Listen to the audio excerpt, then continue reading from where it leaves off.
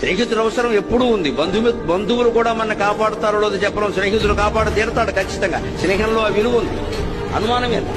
కానీ ఆ స్నేహితులను ఎంచుకోవాలి కదా. అందుకే ప్రాచీనమైన ఒక సూక్తి చెప్తారు, స్నేహితుల కోసం ప్రాణం ఇవ్వడం గొప్ప విషయం కాదు, ఇచ్చేచ్చుట.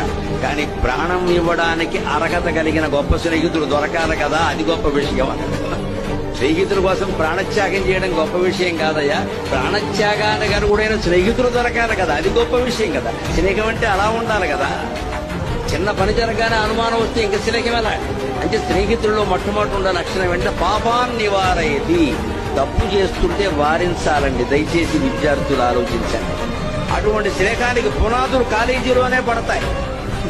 ఎందుకంటే ఇక్కడ రోజు కలుస్తూ ఉంటారు, మనస్తత్వాలు తెలుస్తూ ఉంటాయి, ఉపకారాలు అపకారాలు అన్ని జరుగుతూ ఉంటాయి. 4 ఏళ్ల పాటు మనం కలిసి సంచరిస్తారు. అందులో హాస్టల్లో ఉండేవాళ్ళు ఇంకా దగ్గరగా ఉంటారు, జాగ్రత్తగానే ఉండాలి, చూసుకోవాలి.